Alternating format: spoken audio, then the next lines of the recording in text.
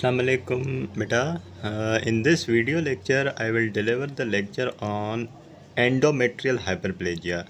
Before I take you to the concepts of endometrial hyperplasia, you need to have some basic anatomy, histology, a very concise um, from concise portion from histology of this ovary and little about uterus. So beta, this is ovary, okay, one of two ovaries, and you can see this outermost epithelium which is lining the ovary. This is called germinal epithelium, and the layer just below this germinal epithelium, this is the tunica albuginea, okay, tunica albuginea, right? And can you see better what's happening inside your ovary? And but yeah, you can see there are two parts inside the ovary. This inner part in the center is the medulla, and this outer part is your cortex जिसका अपना stroma होता है, ठीक है? And inside this ovary you can see there are some cells which are growing in this regular fashion, and it all starts with the primordial follicles. And these primordial follicles, you can see they are then growing into primary follicle. Primary follicle then grows into the secondary follicle, which then grows a little larger and becomes tertiary follicle. And this tertiary follicle give rise to very large and mature structure called mature Graafian follicle, okay? And inside this mature Graafian follicle you can see this nice little space which is called antrum, and this antrum is having antral fluid, okay? This cavity is filled with the fluid called antral fluid, right? And beta, this mature Graafian follicle then gets ruptured and releases the secondary oocyte out, okay? And this secondary oocyte then goes into the fallopian tube and it is ready to get fertilized. And if let's suppose the sperm comes, then by the time of fertilization it will quickly be transformed into ovum, mature ovum. When it will be fertilizing, it will be getting fertilized, okay? But what's happening inside the ovary after the secondary oocyte is released? This ruptured tissue will now develop into a structure called corpus luteum, okay? Earlier it is little smaller, but later it becomes little larger. This is the mature corpus luteum, okay? And it is very much able to produce lots of progesterone. This corpus luteum produces what? Say progesterone, okay? And this progesterone is very much necessary to keep your endometrium healthy for the reception of conceptus. But if let's suppose the pregnancy does not occur, then what will happen beta? This corpus luteum will be regressed. This will be atrophied into this nice little atrophied structure called corpus albicans, okay? If the pregnancy occurs, this corpus luteum will persist, okay? If the pregnancy does not occur, it will develop into a structure called corpus albicans, and it does not produce progesterone anymore, and as a result endometrium sheds and the menstruation starts. This is beta a little about ovary. And then few things about your uterus you can see, and I hope you people know there are three layers of uterus, outside to inside. If this is the lumen of the uterus, then the outermost layer is endometrium, then is myometrium, and then is perimetrium, okay? And in endometrium you can see beta two structures are there. This green portion is stroma, and these are nice little glands, beautiful glands present in the endometrium, okay? You can see these two structures. These are very much necessary. Do keep this picture in your mind, because when I will start delivering the endometrial hyperplasia, there will be proliferation of these glands, okay? These glands will be very much increased as compared to stroma. And in myometrium you can see these are the muscle fibers, very much important for the contraction of the uterus, okay? And here is this perimetrium, okay? Below the most deepest layer, सबसे अंदर जो होगी बेटा. This is all about the three layers of the uterus, okay? Now let's start with all the concepts of endometrial hyperplasia, okay? Endometrial hyperplasia is beta, by definition it is increased proliferation of endometrial glands relative to stroma. I showed you in the picture just few seconds back. There were some glands and the stroma in the endometrium. Okay, so if there is increased proliferation of endometrial glands relative to stroma, this will lead to increased gland to stroma ratio. gland बढ़ जाएंगे और stroma कम लगेगा उसके comparison में, तो ratio जो है वो बढ़ जाएगा. So this is the definition of endometrial hyperplasia, by the way. And endometrial hyperplasia is precursor to endometrial carcinoma. If somebody develops endometrial hyperplasia, it may develop into endometrial carcinoma, which is malignant condition and very much invasive and very much harmful, and can be lethal. And endometrial hyperplasia is an important cause of abnormal vaginal bleeding. Okay, if somebody develops endometrial hyperplasia, then he comes with the complaint of abnormal bleeding. Can you see this? Can you see this, beta? This is the normal side. This is the normal side, and the endometrial tissue is not very much hyperplastic. It is normal, but you can see this side is very much thick. This side is very much thick, and it is representing the hyperplastic endometrium. Okay, this is hyperplastic endometrium. So the cells in this hyperplastic endometrium, sometimes they keep on shading, so the bleeding, the patient comes up with bleeding through vagina. Okay, right. And why does this endometrial hyperplasia occurs? It occurs due to prolonged estrogenic stimulation of endometrium. There may be so many reasons behind endometrial hyperplasia. There may be some mutations and other things, but the main thing that take you to develop endometrial hyperplasia is prolonged estrogenic stimulation of endometrium. Okay, and why there is lots of estrogen, and why it is really stimulating your endometrium? Let me tell you here. It occurs due to prolonged estrogenic stimulation of the endometrium, and this prolonged estrogenic stimulation of endometrium occurs due to number one, anovulation or increased estrogen production. Anovulation is the condition in which ovulation does not occur. Ovulation जब नहीं होती बेटा, तो आप menstrual cycle अपनी physiology थोड़ी revise करें, तो जब तक ओव्यूलेशन नहीं होगी तब तक ईस्ट्रोजन सीक्रेट होता रहेगा, रिलीज होता रहेगा.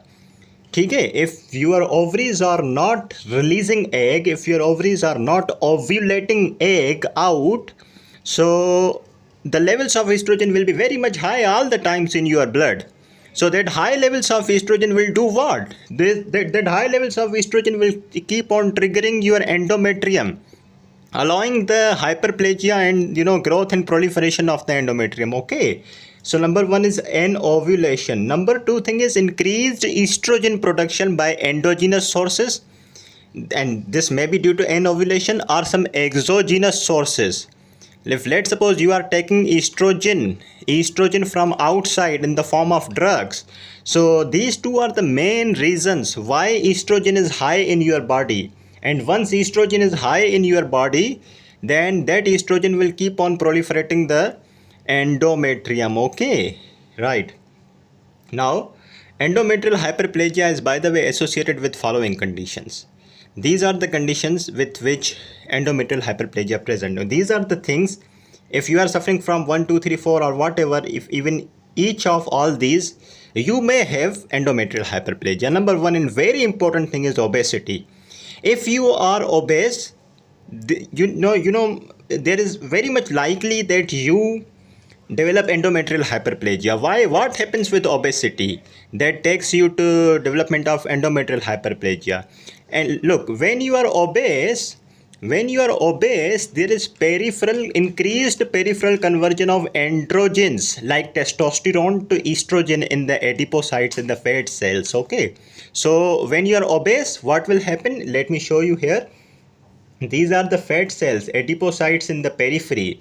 Inside these fat cells, what will happen? Guess what will happen in these fat cells? the androgens like testosterone, it will be converted into estrogen.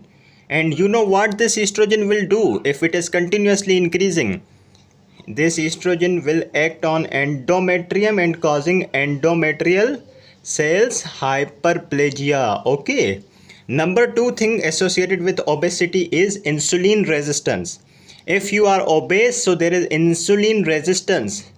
Yeah, and you may develop diabetes mellitus as well. So due to insulin resistance, the insulin like growth factor 1 levels are high, and this insulin like growth factor 1, it can also have some very much effects on the endometrium, and thus increasing the endometrial growth and leading to development of endometrial hyperplasia. Okay, few more things that are associated with endometrial hyperplasia like menopause, and the very important condition polycystic ovarian syndrome. ये ऐसी condition है जिसमें N ovulation होती है, ovaries egg release नहीं करती, और बेटा जब ओवरीज एग रिलीज़ नहीं करेंगी तो एस्ट्रोजन के लेवल्स हाई रहेंगे ब्लड में, और you know what estrogen can do, it will keep on hitting on your endometrium and will keep on increasing the growth and proliferation of endometrial cells leading to endometrial hyperplasia.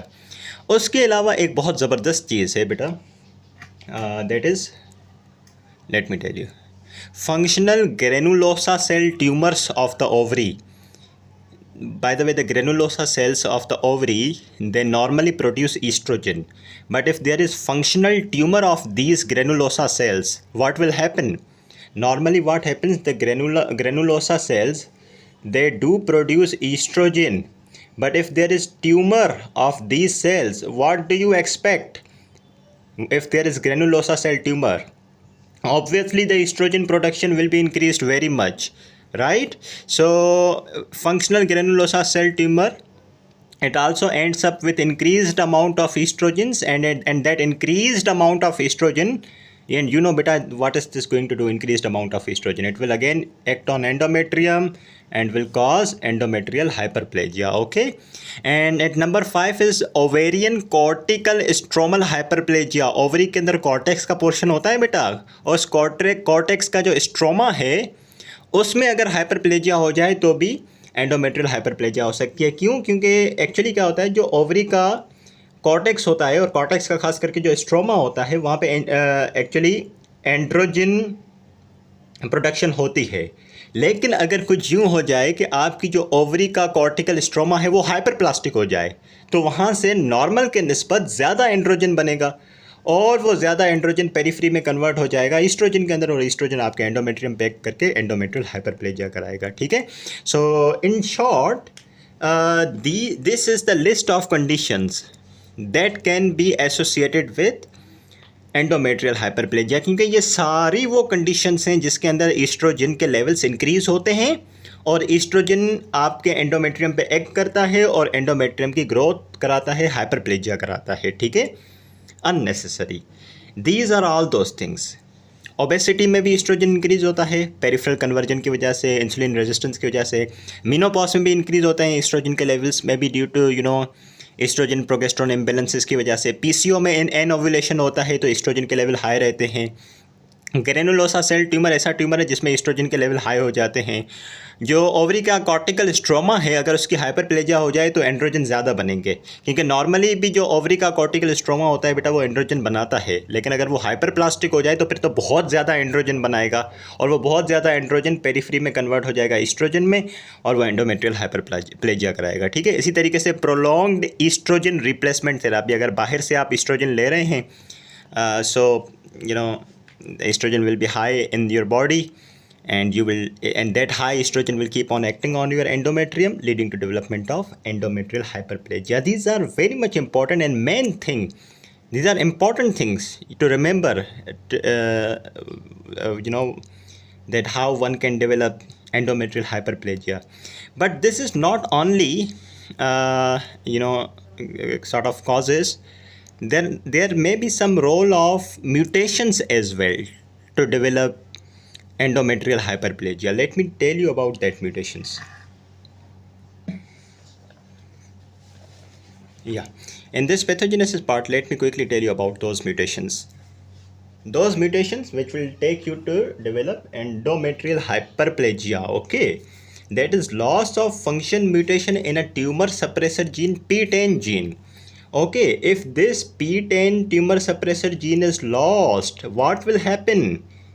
The levels of lipid phosphatases will be decreased. Okay, and once the levels of this lipid phosphatases are decreased, there will be overactivation of one very important pathway, that is PI3K, phosphatidol inositol triphosphate kinases and ACT pathway. Okay, and once there is overactivation of this pathway, guess what's going to happen? There will be increased estrogen dependent gene expression, and there will be overgrowth of cell types that depend on estrogen for trophic signals, such as the endometrial glandular cells, breast memory epithelial cells. So in easy desi explanation, जब बेटा lipid फॉस्फेटेसिस के level गिर जाते हैं तो आपका जो PI3 के एक्ट पाथवे होता है वो ओवर एक्टिवेट हो जाता है। इस पाथवे के ओवर एक्टिवेट होने से क्या होगा, जो आपका फ़र्ज़ करें जो ब्रेस्ट टिश्यू है, या ख़ास करके जो हम डिस्कस कर रहे हैं एंडोमेट्रियल टिश्यू, इसके सेल्स या इसके जो एपिथेलियल सेल्स होते हैं उनकी ग्रोथ बढ़ जाती है और अल्टीमेटली हाइपरप्लेजिया हो जाती है। ठीक है, and this loss of function mutation in the tumour suppressor gene P10 can be seen in more than 20% of endometrial hyperplasias, and this same thing can be seen in 30 to 80% of endometrial carcinomas. Don't forget, after this endometrial hyperplasia I will deliver you endometrial carcinoma. And by the way, endometrial hyperplasia, don't forget my son, that endometrial hyperplasia is precursor to the development of endometrial carcinoma. Okay, and these mutations which I just discussed, that is loss of function mutation in P10 gene, these are seen in not all the types of hyperplasia, not all the cases of hyperplasia, but at least 20% cases of hyperplasias. Okay, other may be associated with obesity, menopause and PCOS, okay, and these mutations are seen in 30 to 80% cases of endometrial carcinoma. If 100 people are suffering from endometrial carcinoma, then 30 to 80% must be having this type of mutations. Okay, right. और एक syndrome होता है बेटा, that is कॉर्डन syndrome. उसमें भी क्या होता है, germ line loss of function mutation होती है सेम जीन में, P10 जीन में। ओके, सो बेटा P10 जीन में अगर लॉस ऑफ फंक्शन म्यूटेशन है तो obviously you have risk of developing endometrial hyperplasia, carcinoma and the breast cancer. Okay, as I mentioned that P10 gene की loss of function mutation leads to development of endometrial hyperplasia, carcinoma, okay, breast carcinoma. बेटा there is the condition Cowden syndrome, जिसमें इस gene के अंदर loss of function mutation होती है। Okay, so obviously you are at high incidence of developing endometrial hyperplasia, carcinoma and the breast cancer. Okay, now let me quickly tell you the classes of endometrial hyperplasia. Initially four classes initially. One is simple hyperplasia without atypia. That means there is simple hyperplasia. That means hyperplasia is not complex. That means mitosis is not very much increased without atypia. That means there is no cytologic or nuclear atypia. That means the cells are not atypical. Their shape, their size, everything is good looking. Okay, morphologically with no atypia. Without atypia का क्या मतलब है कि sales जो हैं वो atypical नहीं हैं, मतलब उनकी जो साइज़ है, जो शेप है वो नॉर्मल है, वो डिस्प्लास्टिक नहीं है। ठीक है, दूसरी टाइप है simple hyperplasia with atypia. That means the pattern of hyperplasia is simple but the cells are atypical. Okay, and then is complex hyperplasia without atypia. That means the complex hyperplasia without atypia. That means the pattern of hyperplasia is complex. That means mitosis is very much high but the cells are not atypical. And at number 4 is complex hyperplasia with atypia. That means the pattern of hyperplasia is complex, very much increased mitosis with atypia. That means the cells are atypical as well. Okay, but the WHO has narrowed down this classification into two groups: non-atypical hyperplasia, okay, non atypical hyperplasia, जैसे कि मतलब कि इसने क्या किया कि जो without atypia वाले थे ना, इन दोनों को एक कैटेगरी में रख दिया, उसको नॉन एटिपिकल हाइपरप्लेजिया का नाम दे दिया, और ये जो एटिपिकल वाली टाइप्स थी इनको एक कैटेगरी में रख दिया और उसको नाम दे दिया एटिपिकल हाइपरप्लेजिया। सिंपल। अब ये एटिपिकल हाइपरप्लेजिया ये सिंपल भी हो सकती है, कम्प्लेक्स भी हो सकती है। Atypical hyperplasia it can be simple और complex. Okay, and atypical hyperplasia is, by the way, also known as endometrial intraepithelial neoplasia, and it has high risk to progress into carcinoma. Okay, endometrial carcinoma. Non atypical hyperplasia, मेरे ख्याल से बेटा ये मैं आगे आपको बताऊंगा अभी कि ये स्पॉन्टेनियसली रिग्रेस हो जाती है, लेकिन एटिपिकल हाइपरप्लेजिया रिग्रेस होना तो दूर की बात बेटा, ये बल्कि कार्सिनोमा में प्रोग्रेस कर जाती है। So let's talk about these two types of hyperplasias, endometrial hyperplasias according to WHO. Okay, non atypical hyperplasia. In case of non-atypical hyperplasia, there is obviously, as I had said, there is increase in gland to stroma ratio. Glands का जो number है obviously hyperplasia की वजह से बढ़ जाएगा. There will be variation in size and shape of the glands. Okay, glands may be dilated a little and there will be back to back glands. अगर ये आपका बेटा एंडोमेट्रियम है तो इसमें बैक टू बैक ग्लैंड्स होंगे, back to back glands होंगे। Okay, और उनके बीच में बहुत कम, बहुत थोड़ा सा स्ट्रोमा रह जाएगा। ठीक है, आपने नॉर्मल पिक्चर देखी, मैंने पहले पेज पे आपको दिखाया, और अगर मैं दोबारा भी क्विकली दिखा दूं तो ये था आपका एंडोमेट्रियम नॉर्मली। या okay, can you see there is enough stroma between the glands, but here the stroma is very much narrow and very much fewer, and the glands are back to back. Okay, due to hyperplasia, due to multiplication of the glandular cells, right? And this non-atypical hyperplasia, it may kind of rarely progress to adenocarcinoma. Only 1 to 3%, only 1 to 3% it progress to adenocarcinoma, and it may evolve into the cystic atrophic structure when estrogen is withdrawn. Estrogen की वजह से बेटा hyperplasia हो रही है ना, तो अगर आप एस्ट्रोजन को विड्रॉ कर दें किसी तरीके से तो मुमकिन है कि ये हाइपरप्लेजिया बहुत कम हो जाए और वो जो टिश्यू है वो एट्रोफिक हो जाए। ठीक है, this is non atypical hyperplasia where there is no atypical feature. But now I will tell you the atypical endometrial hyperplasia where you will see some atypical features. Okay, the definition is same, that is increase in glands, but here is nuclear atypia. The cells are rounded. Okay, and there will be loss of normal perpendicular orientation of cells to basement membrane. This is basement membrane. Normally the cells are like very much perpendicular to this basement membrane, but in atypical hyperplasia of the endometrium, what will happen? This orientation will be lost. The cells will not be arranged perpendicular to this basement membrane. Okay, and also this number 1, rounded cells, loss of orientation. Number 3, nuclei will contain open chromatin. Normally it uses to be condensed, but in hyperplasia it will become open, that is vesicular. It will not be condensed anymore, it will be opened. Okay, and the nucleoli becomes very much conspicuous, it may be very much prominent or large. Okay, and this atypical hyperplasia develops into carcinoma of the endometrium in up to 23 to 48% women.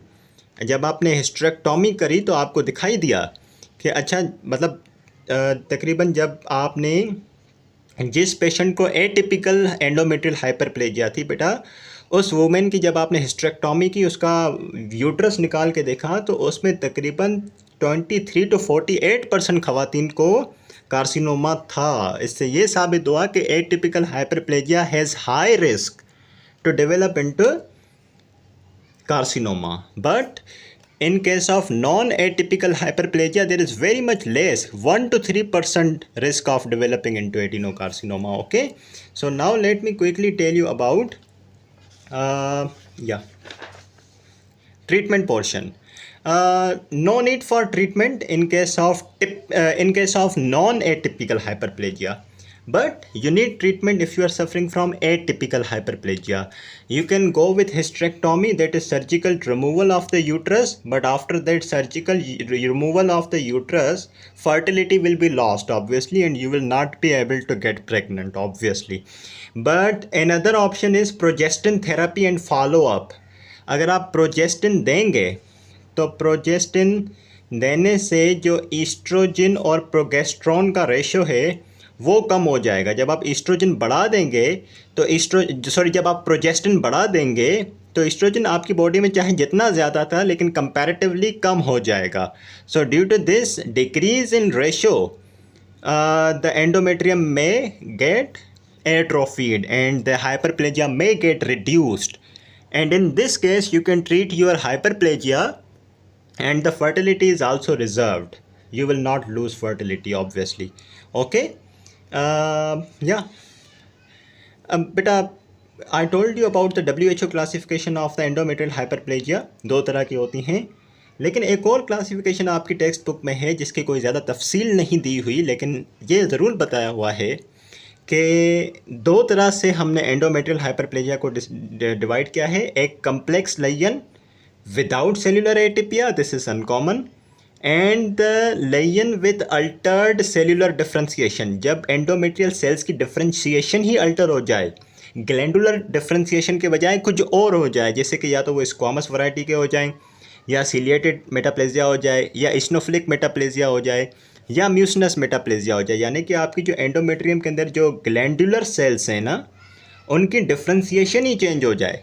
यानी कि वो glandular cell के बजाय कुछ और तरह के cell हो जाएं, जैसे कि स्क्वामस हो जाएं, मेटाप्लेजिया हो जाए उनकी, मतलब ग्लैंडुलर सेल्स से वो स्क्वामस वैरायटी के सेल्स हो जाएं, या फिर सीलिएटेड वैरायटी के हो जाएं, या इयोजिनोफिलिक या म्यूसिनस हो जाएं. ठीक है.